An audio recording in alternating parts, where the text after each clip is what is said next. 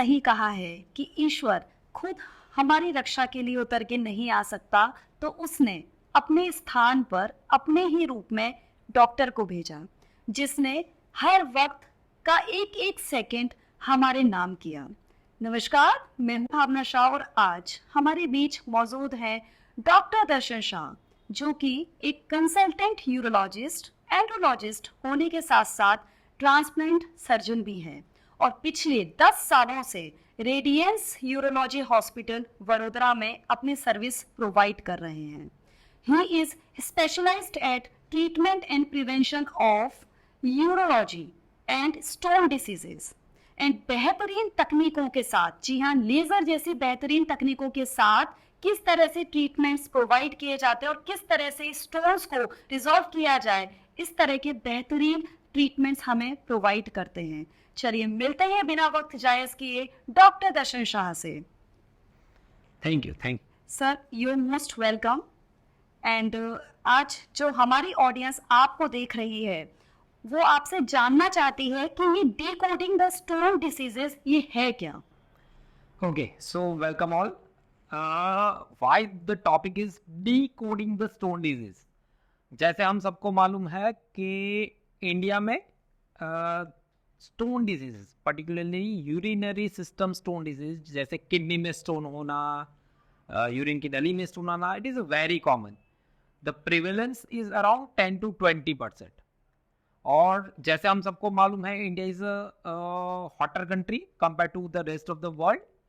तो हमारे यहाँ स्टोन के incidence, particularly Rajasthan, Gujarat, MP, north, the stone incidence is quite high.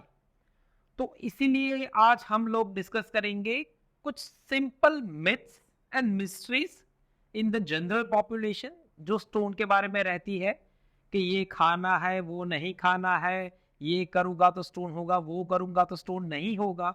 So today will try to clear all the myths and mysteries regarding the stone. Okay sir, myth से मुझे एक याद आया कि जो बचपन में हम रेत में से जो पत्थर खाते थे, क्या ये वही स्टोन है या फिर कुछ और है? Okay, so very good question.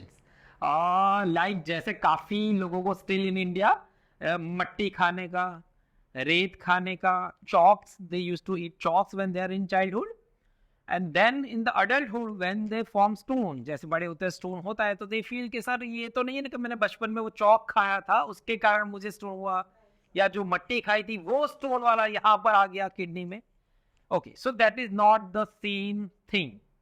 जो हम रेती में पत्थर देखते हैं वो पत्थर नहीं है, वो सीधा का सीधा यहाँ जाके स्टोन नहीं बनता है। नो नो, ये पर्टिकुलरली जो हमारे यूरिन में क्षार बोलते हैं ना, सॉल्ट्स होते हैं जो एक नमक की तरह होते हैं, बट वो जब क्रिस्टल इकट्ठे होके बनाते हैं तो वो एक स्टोन फॉर्म में आता है, जो 1 mm से लेके 25 mm 30 mm सेंटीमीटर में भी हो सकता है, बट वो सेम स्टोन नहीं है जो हम रेती या मट्टी या पत्थर में देखते हैं। ठीक है सर, आप हमें बताएंगे how stones are formed? Okay, तो basically stone formation is like, जैसे हमने एक ग्लास लिया, उसमें हमने थोड़ा नमक डाला और उसको घुला दिया तो पानी एकदम क्लियर हो जाएगा, because water can dissolve the salt. But हमने कुछ कैपेसिटी से एक्स्ट्रा नमक डालते ही रहे, तो आफ्टर सम टाइम वो नमक प्रेसिपिटेट होकर सॉल्ट दिखने लगेगा। तो ये ही प्रोसेस होती है हमारी किडनी में। किसी किसी की किडनी जो ड्यू टू सर्टेन फैक्टर्स ज्यादा सॉल्ट प्रोड्यूस करती है, और अगर वो आदमी काफी टाइम तक कम पानी कंज्यूम कर रहा है तो वो पानी वो सॉल्ट को डिसॉल्व नहीं कर पाती है, और वही स्टोन धीरे धीरे इकट्ठा करके 1 mm 2 mm 3 mm स्टोन बनाती है, जिसको बोलते हैं प्रेसिपिटेशन ऑफ सॉल्ट। तो वैसे करके धीरे धीरे स्टोन फॉर्मेशन चालू होता है। कभी कभी जब हमको इनिशियल फेज में वो उसका पेन या यूरिन में जलन होना या यूरिन में ब्लड आना, ये सब सिम्टम्स अगर महसूस ना हो तो काफ़ी बार ये स्टोन काफ़ी बड़े हो जाते हैं और उस टाइम वो डायग्नोसिस पर मालूम पड़ते हैं। तो यूजुअली ऐसे स्टोन फॉर्मेशन होता है।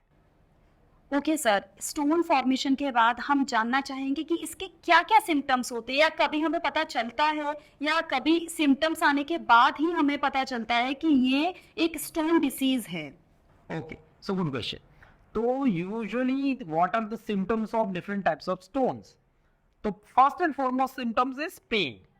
और पेन कहाँ होता है? तो यूजुअली हमारी जो रिब्स की हड्डियाँ होती है उसके नीचे जस्ट ये वाला जो लोकेशन है वहां पर स्टोन होता है, किडनी का पोजीशन. दैट पेन यूजुअली जो बैक से आगे की तरफ थोड़ा आता है.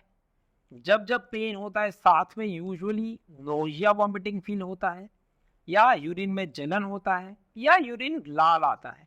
तो ये सब सिम्टम्स होते हैं स्टोन के. काफी बार पेशेंट कंफ्यूज करता है बैक एक एंड स्टोन पेन को. यूजुअली जो कमर स्नायु या हड्डियों का पेन होता है, जो बैक एक काफी लोगों को आजकल होता है, usually it is position related.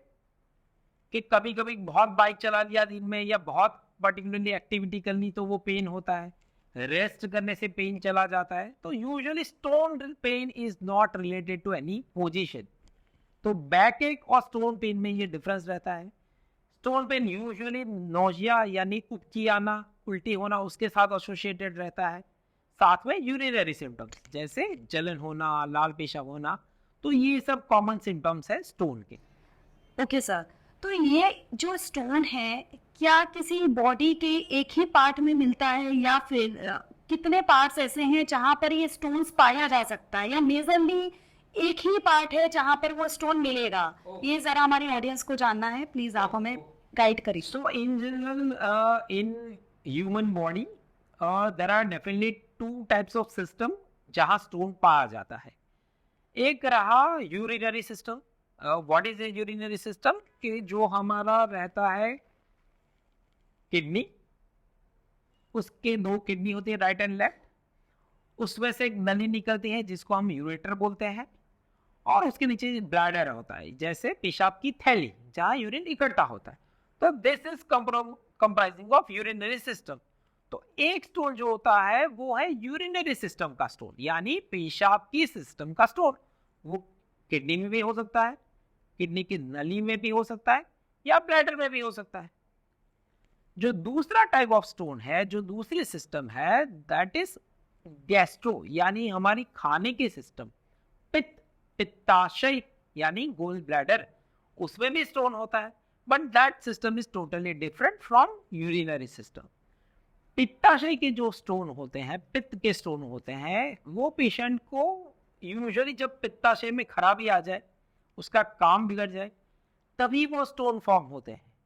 और यूजुअली उसका ट्रीटमेंट है पित्ताशय को निकालना, स्टोन के साथ पित्ताशय को ही निकालना. जबकि जो यूरिनरी स्टोन हो रहे हैं उसमें कभी भी हम किडनी को निकालना या पेशाब की थैली को निकालना वो एडवोकेट नहीं होता है. उसमें there are lot of advance system जिसमें हम सिर्फ और सिर्फ स्टोन को लेजर से जला देते हैं या पिघाल देते हैं या स्टोन को निकालते हैं. उसमें अंग को निकालने की जरूरत नहीं पड़ती है. Okay, sir. So, which one is more dangerous, gallbladder stones or urinary stones? Which one is dangerous? तो देखिए ये डिपेंड रहता है पेशेंट किस कंडीशन में आ रहा है. ठीक है ना. अर्ली सिम्टम्स पेशेंट आ गया तो दोनों ही चीज शायद दवाई से ठीक हो जाए. लेट स्टेज में दोनों में ही ऑपरेशन की जरूरत पड़ती है, और दोनों के ही अपने अपने खुद के कॉम्प्लिकेशंस होते हैं. कि जैसे किडनी स्टोन कभी कभी अगर हमने निग्लेक्ट कर दिया तो वो अल्टीमेटली किडनी को बिगाड़ देता है. तो दोनों के ही कॉम्प्लिकेशन है, दोनों के ही अपने सीवियरिटी रहती है. तो ऐसा कुछ नहीं कह सकते हैं कि गोल्ड स्टोन हुआ तो वो सीरियस नहीं है और ब्लैडर या किडनी स्टोन हुआ तो वो सीरियस है. तो दोनों के ही अपने अपने सिम्टम्स, अपने अपनी कॉम्प्लिकेशन है, बट दोनों के ही ट्रीटमेंट अवेलेबल है. Okay sir. सर आप प्लीज एक और चीज बताइए कि ये जो स्टोन्स है क्या किसी बहुत ही भयंकर बीमारी का रूप ले सकता है आगे जाके? ओके. तो अगर हम इनिशियल सिम्टम्स ऑफ स्टोन्स के जैसे बारीक पेन होना, उबके उल्टी आना, अगर हम उसको निग्लेक्ट कर रहे हैं, जैसे क्योंकि पेन कभी कभी कंटिन्यूस नहीं होता है, तो हम उसको निग्लेक्ट करते हैं, पेन अपने आप ही मिट गया, या फिर हमने को मालूम भी पड़ा, हमने कुछ डॉक्टर को दिखाया, यूरोलॉजिस्ट को दिखाया, सोनोग्राफी करवाई, हमको मालूम भी पड़ा कि चलो 4 mm या 3 mm का स्टोन है, बट ड्यू टू मेडिसिन और due to some other things pain हमारा चला गया. तो ये कॉमन मिसकंसेप्शन है कि पेन चला गया यानी स्टोन भी चला गया, तो हम उसको भूल जाते हैं और धीरे धीरे वही स्टोन बड़ा होके आगे जाके किडनी को डैमेज करता है। तो ऐसा नहीं है कि हमको पेन चला गया यानी हमको उसको भूल जाना है। We have to follow the doctor's advice, और एक बार जब तक वो डिजॉल्व या निकल नहीं जाता हमको उसको फॉलो में रहना चाहिए। ओके सर, तो एक बार स्टोन अगर निकाल लिया जाए तो क्या इसके वापस आने के चांसेस हैं? Okay, so good question. और या जैसे स्टोन डिजीज इसको बोलते हैं रिकरेंट लाइफस्टाइल डिजीज है ये एक तरीके का, यानी अगर एक बार किसी को स्टोन हुआ compare to the general population के जिसको कभी भी स्टोन नहीं हुआ है, तो ये वाले पेशेंट में फिर से स्टोन होने के chances are more than 40 to 50%, यानी 40 से 50% हाई है कि वो पेशेंट को फिर से स्टोन होगा। तो जब हम बोल रहे हैं कि हमको बार बार स्टोन हो रहा है तो हमको कुछ फैक्टर्स देखने चाहिए कि जो हमने फर्स्ट टाइम स्टोन हुआ था तो पहला तो वो कंप्लीटली क्लियर हुआ कि नहीं। कभी कभी कंप्लीटली क्लियर ना होने के कारण हमको लग रहा है ये फिर से हो रहा है, बट हमारा पहले वाला स्टोन ही कंप्लीटली क्लियर नहीं हुआ है। और हाँ, कभी कभी due to certain metabolic factors हमारे शरीर में कुछ मेटाबॉलिक चेंजेस होते रहते हैं जिससे स्टोन काफी जल्दी बार बन रहा है। तो आपके यूरोलॉजिस्ट काफी इस बार कुछ टेस्ट और कुछ ट्रीटमेंट होती हैं जिससे ये बार बार होना हम प्रिवेंट कर सकते हैं। Okay sir, so is it always painful okay, और इज इट? तो स्टोन पेशेंट्स यूजुअली पेन होता है स्टोन के केसेस में, but no, it is not always painful. In medical language we call the stones which are not painful there are dangerous stones, क्योंकि जब हमको pen होता है तो हम इमीडिएट उसका ट्रीटमेंट करवाते हैं। बट अगर हमको पेन महसूस नहीं हो रहा है, इवन हमको मालूम है कि मुझे स्टोन का हिस्ट्री है, फिर भी अगर पेन नहीं हो रहा है तो we just let it go. और ऐसे स्टोन यूजुअली धीरे धीरे शरीर में इतने बड़े हो जाते हैं और वो शरीर के अंदर किडनी को इतना डैमेज करते हैं कि कभी कभी पेशेंट को किडनी निकालने की जरूरत पड़ती है। तो stone which are painful in a way they are good stones, तो पेशेंट इमीडिएटली उसका कुछ ट्रीटमेंट करवाता है। ओके सर, क्या कुछ डाइटरी चेंजेस ऐसे हमें करने हैं जिससे हम इसको प्रिवेंट कर पाए? Okay. So what are the preventive measures which we can take to prevent the stone formation again and again? तो सबसे पहले आपको जब भी आप स्टोन का ट्रीटमेंट करवाए, देयर आर सर्टेन टेस्ट कि स्टोन एनालिसिस हो गया, यूरिन का मेटाबॉलिक इवेल्यूशन यानी आपका जो पेशाब होता है उसकी एक स्पेशलाइज्ड जांच होती है कि जिसमें मालूम पड़ता है कि ये यूरिन में कौन से सॉल्ट या कौन से क्षार ज़्यादा जा रहे हैं कि जिससे ये स्टोन बन रहा है। तो जो बेसिक प्रिकॉशंस या प्रिवेंटिव मेजर्स है उसमें सबसे पहले आ गया पानी। तो फ्लूइड इंटेक यानी पानी पीना सबसे इंपॉर्टेंट है। तो पेशेंट पूछेगा कि सर मुझे पूरे दिन पानी ही पीते रहना है, तो ऐसा होगा तो मैं पूरे दिन बाथरूम में ही बैठा रहूंगा, काम कैसे करूंगा? तो किसको कितना पानी पीना चाहिए? तो लाइक फिक्स कट ऑफ नहीं होता है। मेडिसिन कभी भी मैथमेटिक्स पर नहीं चलता है कि 2 हमेशा 4 ही होंगे, तो ऐसा मेडिसिन में नहीं होता है।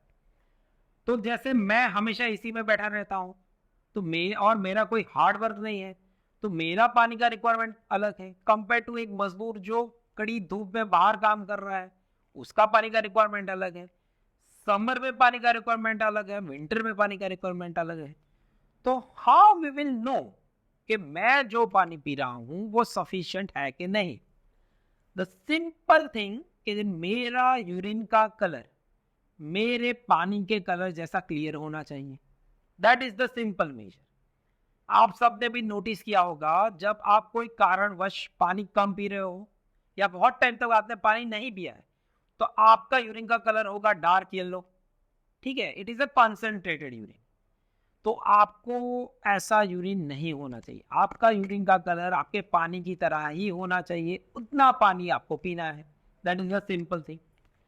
सुबह उठकर एक साथ 1.5-2 लीटर पी लिया, बाद में कुछ नहीं पिया, तो वो भी अच्छा नहीं है। तो आपका उस टाइम का यूरिन तो क्लियर हो जाएगा, बट उसके बाद फिर से वो यूरिन आना चालू हो जाएगा। तो धीरे धीरे थोड़े टाइम पर पानी पीना एडवाइजेबल है, और urine should be as clear as your water, उतना पानी आपको पीना है। Next thing, dietary factors. Stone prevention में फर्स्ट हमने देख लिया कि पानी, कितना पानी पीना है या पानी पीने से स्टोन प्रिवेंशन कर सकते हैं। नेक्स्ट थिंग, डाइटरी, यानी खान पान की चीजों में कोई डिफरेंस लाना है कि नहीं। तो सबसे पहले now the important is salt, नमक। Salt intake should be minimum, no added salt, यानी ऊपर से सॉल्ट सलाद में, छाछ में नहीं डालना है। वो ना सिर्फ ब्लड प्रेशर या और कुछ बीमारी, हार्ट के लिए अच्छा है, स्टोन के लिए भी वो इंपॉर्टेंट है। No added salt. अचार, पापड़ रोज खाते हो तो उसको आपको कट डाउन करना है, because they are also in very high in salt content. तो एक हो गया पानी, दूसरा हो गया सॉल्ट, तीसरा हो गया साइट्रस फ्रूट्स, यानी नींबू है, नारंगी है, मौसम्बी है। वो हम जितना ज़्यादा लेंगे वो सॉल्ट को, स्टोन्स एंड सॉल्ट्स को डिसॉल्व करने में वेरी हेल्पफुल। काफ़ी सिरप्स होते हैं, हमको काफ़ी पेशेंटों को स्टोन होता है, उनको मालूम होता है कि सर वह सिरप 2 चम्मच पानी में घोल के मैं तो पीता रहता हूँ, उसमें जो कंटेंट है वही सब चीज़ आपको नींबू, संतरा, मौसम्बी में भी मिलेगा। So take more amount of citrus fruits. Coconut water वो भी अच्छा है, तो साइट्रस फ्रूट, कोकोनट वाटर, पानी, वो सब ज़्यादा लेना है। अभी क्या कम लेना है, तो उसमें depend on your stone composition, कि आपका स्टोन किस क्षार से या किस सॉल्ट से बना हुआ है। There are different types of stones, जैसे कैल्शियम ऑक्सलेट हुआ, यूरिक एसिड हुआ, फॉस्फेट स्टोन्स हुआ। So there are different types of stone.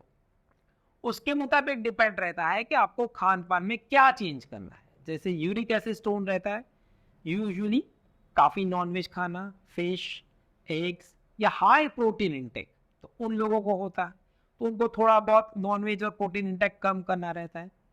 जो कॉमन स्टोन है कैल्शियम ऑक्सलेट, उसके लिए यूजुअली हम बताते हैं कि आपको एक जो कॉमन मिथ होता है कि दूध यानी कैल्शियम और कैल्शियम यानी स्टोन, तो दूध और दूध की जो चीज़ें होती है, मिल्क प्रोडक्ट्स, पेशेंट बंद कर देता है। तो ऐसा बिल्कुल भी नहीं है। मिल्क और मिल्क प्रोडक्ट्स आप ले सकते हैं, अपने नॉर्मल अमाउंट में हमेशा ले सकते हैं, क्योंकि उसमें जो ऑक्सलेट कंपोनेंट है वो स्टोन फॉर्मेशन के लिए ज़्यादा रिस्पॉन्सिबल है रादर देन कैल्शियम। तो दूध और दूध की प्रोडक्ट्स, मिल्क प्रोडक्ट्स को बंद करने की कोई ज़रूरत नहीं।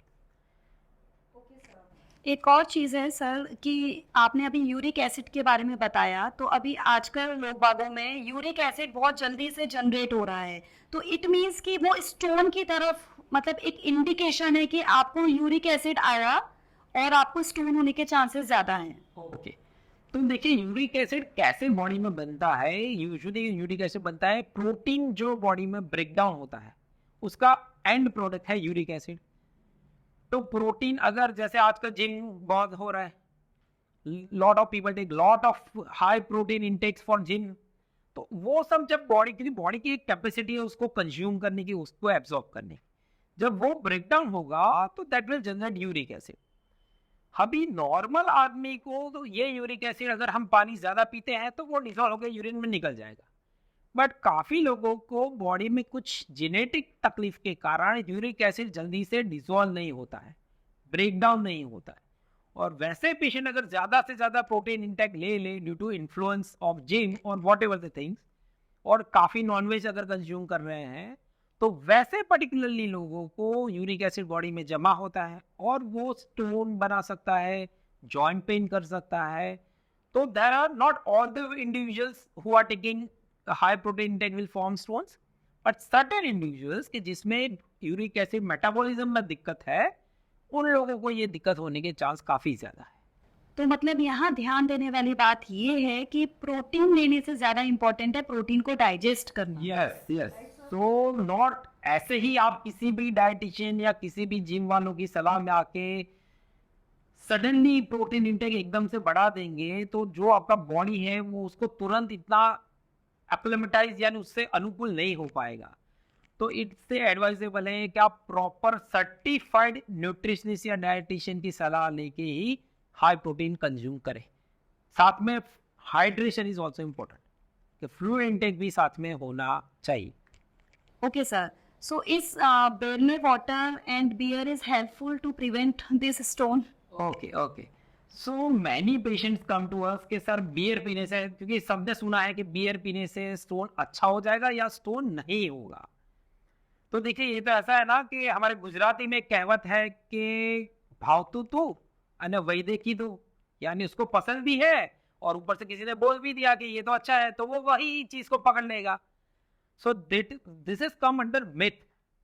जैसे एक फेमस ऑथर है, अगर आपने सुना हो, doctor Devdutt Pattanaik, he is a good mythologist, he is also doctor. तो ही टेल्स कि what is myth. Myth is a subjective truth. Myth is not always false, कि ये गलत है ऐसा नहीं है, बट हमने इसी का कोई ही पोर्शन पकड़ा, पूरा नहीं पकड़ा, सिर्फ बियर को पकड़ लिया। It's a subjective truth. तो बियर बार्ली वाटर क्या करते हैं, they produce lot of urine, basically they produce lot of urine. तो वो सेम चीज हमारा पानी भी कर सकता है, हमारा नारियल पानी भी कर सकता है, हमारा कोकोनट वाटर, हमारा नींबू पानी भी कर सकता है। बट ये तो क्या है कि बियर पीने के कुछ एडवाइस चाहिए, तो इसके कारण हमें, तो there is no additional benefit. Stone prevention और स्टोन ट्रीटमेंट में कोई एडिशनल बेनिफिट नहीं है, बल्कि बियर कभी कभी इतना सारा यूरिन प्रोड्यूस कर देगा तो आपको शरीर में डिहाइड्रेशन भी हो सकता है, अगर आपने साथ में नॉर्मल इलेक्ट्रोलाइट्स और वाटर नहीं लिया। तो there is no additional benefit of beer और barley water over normal water. Okay sir, एक और मिथ है कि आजकल ट्रेंड चल गया है कि हमें आरओ वाटर ही पीना है। तो is it really helpful to prevent stones? तो देखिए इसमें क्या है कि इंडस्ट्री ड्रिवन फैक्टर्स रहते हैं। जैसे आपने पहले देखा होगा तो सबसे पहले आते थे सैंड फिल्टर्स, या सबसे पहले तो हम सिर्फ एक चन्नी से पानी को गालते थे और उबाल के पी जाते थे, तो ideally that is the best. फिर हमारे पास इतना टाइम नहीं है तो सैंड फिल्टर्स आए, उसके बाद इंडस्ट्री में आया आरओ, उसके बाद नाउ द व्हाट नेक्स्ट, तो अल्कलाइन वाटर। तो देखिए हर एक के कुछ एडवांटेज डिसएडवांटेज रहते हैं।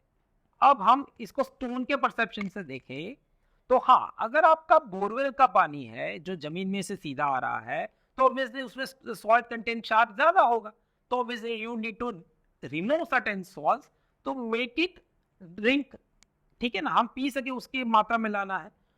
तो यूजुअली हम कहते हैं कि अराउंड 150 100 के 150 के बीच में जो TDS रहते हैं, तो दैट इज एक्सेप्टेबल।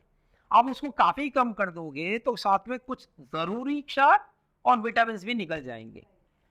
तो it is not the quantity of water which is important, rather than it is the quantity of water which you are consuming, that is important. यानी मात्रा पानी की ज्यादा होना काफी जरूरी है।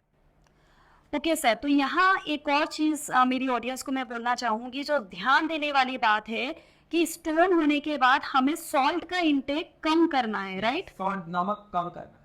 तो इस चीज़ पे हमें बहुत खास ध्यान रखना है।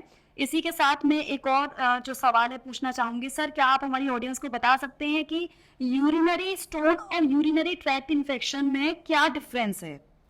ओके तो देखिए यूरिनरी स्टोन यानी स्टोन डिजीज, यानी हमारे ब्लैडर में, किडनी में, या यूरिन की नली जिसको हम यूरेटर बोलते हैं, उसमें कहीं पर भी स्टोन होना। उसके सिम्टम्स जैसे मैंने बताया, पेन, जलन होना यूरिन में ब्लड आना, बुखार आना। कभी कभी यही सिम्टम यूरिनरी इन्फेक्शन में भी होते हैं, जलन होना, लाल पेशाब आना, बुखार आना। तो देखिए सब स्टोन के साथ यूरिनरी इन्फेक्शन हो ऐसा जरूरी नहीं है, और सब यूरिनरी इन्फेक्शन का कारण स्टोन है ऐसा भी जरूरी नहीं। Particularly in young females and menopausal females there are very high chance of infection, but वो जरूरी नहीं है कि स्टोन के कारण ही हो इन्फेक्शन। यानी यूरिनरी सिस्टम में कहीं पर भी इन्फेक्शन होना, अंदर स्टोन होना जरूरी नहीं है। तो दोनों चीज डिफरेंट है, बट हाँ काफी अंश तक या इन मेजर वे दोनों में your drinking water is very important. Okay sir, तो अभी ये जो चीज़ है कि हर 6 मंथ में हमें टेस्ट कराने चाहिए अबव 30, राइट? तो क्या इसके लिए भी ऐसे टेस्ट हैं जो हमें साल में या फिर एवरी 6 मंथ में हमें कराना है?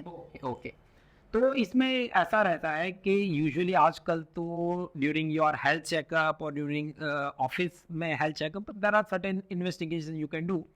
बट अगर हम पर्टिकुलर स्टोन डिजीज की बात करें तो sonography is the thing which can pick up the stone. Minimum investigation you require is a simple sonography. Sonography में ऐसा कोई रेडिएशन नहीं होता है कि आपने दिन में 10 बार भी करवाई तो उसका कोई साइड इफेक्ट नहीं होता है. Particularly for the patients who are already having stone, जैसे किसी को हिस्ट्री है, अगर वो दवाई से निकल गया, ऑपरेशन करके निकल गया, या अपने आप ही पारी से पिघल गया, बट अगर पेशेंट को हिस्ट्री है स्टोन की, तो वैसे पेशेंट को हम बोलते हैं कि आप हर 6 महीने या साल पर एक सिंपल सोनोग्राफी करवा लो, कि जिससे अगर आपको पेन नहीं हो रहा है बट नया कोई स्टोन फॉर्म हो रहा है तो आप उसका दवाई से कुछ ट्रीटमेंट कर सकते हो. बट अगर वही स्टोन आपने 2-3 साल 5 साल के बाद इतना बड़ा हो गया कि वो दवाई की इफेक्ट से बाहर चला गया, तो again you will need some sort of operation. So you can avoid surgery and you can not avoid stone formation, क्योंकि कुछ चीजें अपने हाथ में नहीं है. बट अगर आप जितना फ्रिक्वेंट फॉलोअप डॉक्टर के पास रखोगे, फ्रिक्वेंट चेकअप कराओगे, तो वो छोटी मोटी पथरी आपकी दवाई से ही ठीक हो जाएगी. Okay sir, is flush therapy or hydrotherapy is applicable for every stone? Okay. तो देखिए, ये क्वेश्चन है फ्लश थेरेपी या हाइड्रोथेरेपी. ये टर्म शायद सबको ना मालूम हो, बट जिसके घर में स्टोन हुआ होगा किसी ना किसी को, उसको ये टर्म मालूम होगी कि फ्लश थेरेपी या हाइड्रोथेरेपी. अब बेसिकली ये क्या है कि जिसमें देखिए ऐसा है कि हमारे देश में ऑलमोस्ट हर एक पेशेंट और काफ़ी डॉक्टर्स को ऐसा है कि हर एक चीज़ की ट्रीटमेंट है बोतल चढ़ाना.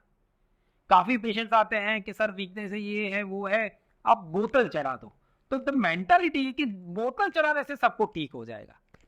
अभी हाइड्रोथेरेपी या फ्लश थेरेपी में क्या करते हैं, वो लोग काफ़ी सारे बोतल चढ़ाते हैं, साथ में कुछ ऐसे इंजेक्शंस देते हैं कि जिससे काफ़ी सारा यूरिन प्रोडक्शन हो. अभी जैसे आपने देखा कि आपको अगर ऑलरेडी स्टोन है जो कहीं पर फंसा हुआ है और आपकी किडनी इतना सारा यूरिन बना के फेंक रही है, बट नीचे पाइप तो ब्लॉक है, स्टोन के कारण निकल नहीं रहा है, तो ये चीजें आपको नुकसान करेंगी रादर देन आपको benefit. So nowadays in urology field nobody will advise you flush therapy और हाइड्रोथेरेपी. जो पेशेंट पानी पी सकता है वही ट्रीटमेंट बोतल से होगी, कुछ एडिशनल एडवांटेज नहीं है. हाँ, ड्यू टू सर्टेन रीजन कि पेशेंट कुछ ले नहीं पा रहा है, उसको इतना सारा वॉमिटिंग हो रहा है, तो आप उसको बोतल के जरिए पेन किलर या उल्टी की दवाइयाँ दो, तो that is a different thing. But बहुत सारे बोतल चढ़ाकर आप स्टोन निकालोगे तो वो कभी कभी आपको नुकसान करेगी रादर देन बेनिफिट. सो हाइड्रोथेरेपी और flush therapy should be avoided. Okay sir, क्या ऐसी कोई फिजिकल एक्टिविटी है जो इसमें वर्क कर सकती है? मतलब हमने सुना है कि म्यूजिक है, वो काफी सारे ट्रीटमेंट्स में हेल्प करता है, तो क्या इसके लिए भी कुछ ऐसा है या साइकोलॉजी लोगों की है? ओके. तो देखिए, पर्टिकुलर स्टोन डिजीज में पर से देयर आर डिफरेंट टाइप्स, जैसे योगा हो गया या सर्टेन मेडिसिनल एक्टिविटी हो गई, मेडिटेशन हो गया, म्यूजिकल थेरेपी हो गई. तो पर से स्टोन डिजीज में वो हेल्प नहीं कर रही है, क्योंकि उसका कारण अलग है, सॉल्ट से बन रहा है. ये सब चीज़ें आपको जो माइंड से रिलेटेड कुछ डिजीज है उसमें आपको हेल्प करेगी. हाँ, बट सर्टेन पोजीशन लाइक आपको स्टोन हुआ है पर्टिकुलर कोई किडनी में, तो in certain positions it will help to remove the stone easily, कि जैसे सर्टेन पोजीशन में वो स्टोन बाहर निकलने के चांस ज़्यादा बढ़ जाएंगे. But otherwise any exercise or any physical activity will not help in prevention, और ऑलरेडी बन गया है तो उसको निकालने में हेल्प नहीं करेगी. बट या in general exercise yoga are good for health. Once you are fit तो चांसेस ऑफ स्टोन फॉर्मेशन भी कम रहेंगे. ओके सर, तो आजकल लेटेस्ट ट्रीटमेंट ऑप्शंस क्या हैं इसके लिए? ओके. तो जैसे जो सालों पहले आता था कि एक बड़ा सा चीरा लग गया, 10-15 टांके हो गए, तो आजकल तो almost in 100% of cases it is not required. उसके बाद हो गया कि की होल सर्जरी, यानी एक छोटे से होल में से दूरबीन या लेजर अंदर जाएगा और स्टोन को निकालेगा. Nowadays the treatment is more advanced, even without any hole, not a single hole, आप यूरिनरी सिस्टम के कोई भी स्टोन को निकाल सकते हैं. ये जो एडवांस पद्धति है उसको हम फ्लेक्सिबल यूरेट्रोस्कोपी, RIRS या लेजर बोलते हैं, लेमेन पब्लिक या जनरल भाषा में लेजर से ट्रीटमेंट. से कि ये लेजर फाइबर पड़ा हुआ है, अगर आप उसको ध्यान से देखें तो ये जो ब्लू वायर है उसका थिकनेस है 200 माइक्रोन, यानी हमारे 5-6 बाल की जो एक थिकनेस होती है, इतना पतला लेजर फाइबर होता है कि जो अंदर जाएगा, कहाँ से जाएगा, तो हमारे यूरिन का जो नेचुरल पैसेज यानी जो नेचुरल होल है उसी में से जाएगा। कोई एडिशनल होल, टाका, चीरा कुछ भी नहीं आएगा, और वो अंदर जाके लेजर से स्टोन को ब्रेक करेगा। It will convert stone into dust, यानी धूल में कन्वर्ट कर देगा, जो उसी टाइम यूरिन में और पानी में निकल जाएगा। सो नाउअडेज जो काफ़ी पेशेंटों को भी, हमारे जो पुराने पेशेंट रहते हैं जिनको ऐसा है कि सर मैंने एक बार ऑपरेशन करवा लिया, बार बार होल या चीरा रखवाना है, किडनी को डैमेज होगा। So nowadays there are treatments available जिसमें कोई भी चीरा, टाँका, होल कुछ भी नहीं होता है, और नेचुरल पैसेज से ही यूरिन की स्टोन की ट्रीटमेंट होती है, जिससे किडनी या अंदर के भागों को डैमेज होने का चांस एकदम मिनिमल रहता है। So it means it is not having any side effect, right? सो ऐसा है कि obviously anything in the history of medicine, और कोई भी चीज़ आप ले लो, इवन कोई भी चीज़ यानी मोबाइल, तो हर एक की कुछ ना कुछ साइड इफेक्ट तो है। It is the thing which you are, आप उसको किसके लिए यूज़ कर रहे हो। तो ऐसा है कि जैसे मुझे अभी बुखार आया, मैंने पैरासीटामोल ले लिया, बुखार ख़त्म हो गया, तो हम क्या ऐसा मानेंगे कि पैरासीटामोल का कोई साइड इफेक्ट नहीं है? नहीं, उसका भी साइड इफेक्ट है, बट किसको होता है? तो लाख में से एक लोगों को होता है। तो ऐसे ही अभी जो लेटेस्ट लेज़र की जो ट्रीटमेंट स्टोन के लिए, उसके साइड इफेक्ट काफ़ी मिनिमम है। ठीक है। ओके सर, आजकल एक क्रेज बहुत चल गया है, गूगल बाबा जिंदाबाद, राइट? कोई भी बीमारी होती है, किसी भी तरह की डिसीज है, उसमें सबसे पहले गूगल सर्च करके उसका हम ले लेते हैं ट्रीटमेंट। सो आप प्लीज हमारी ऑडियंस को एक बार अपने ही लैंग्वेज में मैसेज करिए, बताइए उनको कि ये बहुत ही ज्यादा प्रॉब्लमेटिक हो सकता है। तो ठीक है, ये जैसे हम हमारी उपड़ी में देखते हैं तो ऑलमोस्ट 10 में से 2 या 3 patient they have already search that symptoms, कि जैसे मुझे यहाँ दुख रहा है तो वो क्या है गूगल में सर्च कर दिया, या कभी कभी वो सोनोग्राफी करवा के आता है तो उसने ऑलरेडी सर्च कर लिया है कि ये स्टोन से क्या होता है, क्या नहीं होता है, ये वो। तो देखिए, हर एक चीज़ को यूज़ करना, गूगल की जो इंफॉर्मेशन है उसको कैसे लेना, वो अपने पर है। अभी मैं आपको एक सिंपल एग्जांपल दूं कि मुझे चंद्रयान 3 के बारे में अगर कुछ लिखना है तो मैं भी गूगल पर एक बड़ा सा आर्टिकल कहीं से कॉपी पेस्ट करके लिख दूंगा। हो नोस कि उसकी क्रेडिटेबिलिटी कितनी है, वो कितना सच है, कितना झूठ है, मैंने खुद ने कितना रिसर्च किया है, कैसे मालूम पड़ेगा? नहीं मालूम पड़ेगा। तो ऐसे ही गूगल पर जो आप आर्टिकल पढ़ रहे हो या जो चीज़ पढ़ रहे हो, उसकी क्रेडिटेबिलिटी कितनी है। जैसे मेरा एसी पर बिगड़ गया, मैंने गूगल पर सर्च किया और मैं खुद ही उसको रिपेयर करने निकल गया, बट नहीं, वो मेरा सब्जेक्ट ही नहीं है। अप टू सर्टेन एक्सटेंट छोटी मोटी चीज़ ठीक है, बट अगर हर कुछ चीज़ मैं ही करने लगूंगा तो जो मेरा सब्जेक्ट ही नहीं है तो वो उसमें फ़ायदे से ज़्यादा नुकसान हो जाएगा। तो आप कुछ भी गूगल पर पढ़ो, इट्स अ गुड थिंग, ऐसा नहीं है कि it's a bad thing, but उसकी कितनी चीज़ें आपको सही से लेनी है वो शायद हर कोई नहीं ले पाता है। कभी कभी ऐसा होता है, आजकल हमने देखा है, बिकॉज ऑफ गूगल पेशेंट इतना डिप्रेशन में आ जाता है क्योंकि वो सब कुछ पढ़ लेते हैं गूगल में, हर एक चीज़ का हर एक चीज़ लिखा हुआ है, छोटे से स्टोन में भी कैंसर तक की कॉम्प्लिकेशन लिखी हुई है। तो पेशेंट ऐसा समझ लेता है कि मुझे स्टोन हो गया तो मुझे मेरी किडनी निकालनी पड़ेगी, मुझे कैंसर हो जाएगा, मुझे डायलिसिस करवाना पड़ेगा। अरे भाई नहीं, तो ये सबको ही लागू नहीं पड़ता है। तो यही चीज़ है कि उसमें से कितना आपके लिए है और कितना आपके लिए नहीं है, वो डिफ्रेंशिएट करना हर एक की बात नहीं है, उसके लिए ही आपके मेडिकल एक्सपर्ट या आपके डॉक्टर्स हैं। तो आप पढ़ो, नो डाउट, बट आप उसको लिटरली आपकी केस में फिट नहीं कर सकते हो, because I said medicine is never mathematics, हर एक में 2+2 4 नहीं होगा।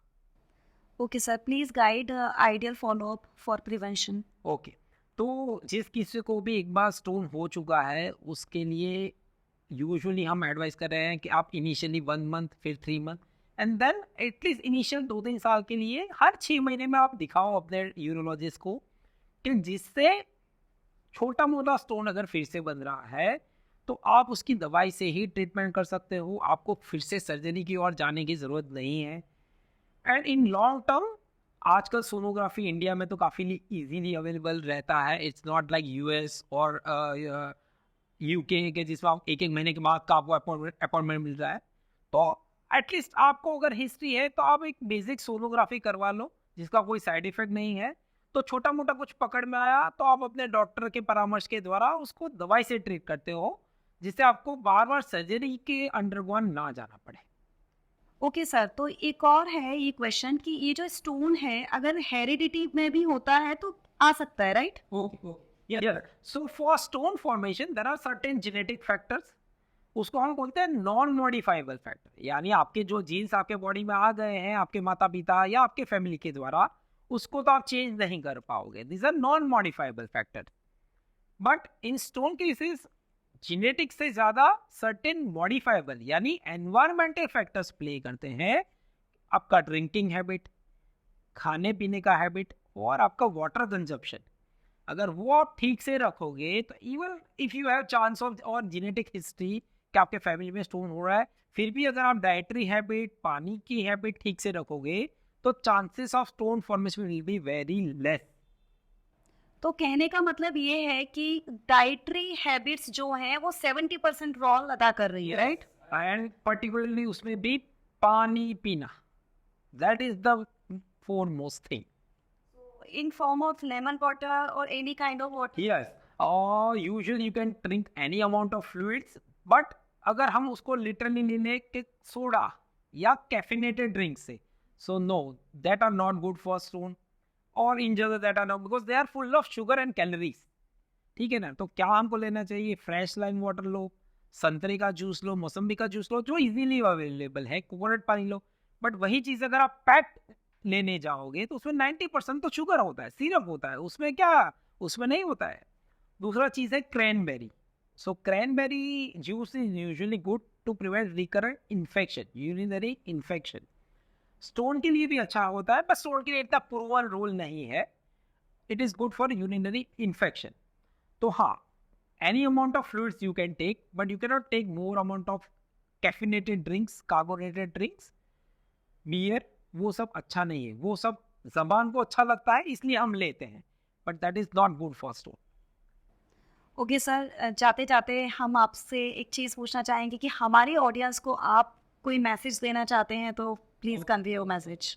सो जैसे हमारे आदरणीय प्रधानमंत्री जी मोदी जी ने ड्राइव चलाया हुआ है फिट इंडिया, तो एज अ यूरोलॉजिस्ट मैं यही कहना चाहूँगा कि हम ज़्यादा से ज़्यादा हेल्दी लाइफस्टाइल को फॉलो करें, अच्छे से पानी पिए, जो हमारे घर में routinely available fruits and drinks है उसको लें rather than packed, caffeinated and marketed driven things.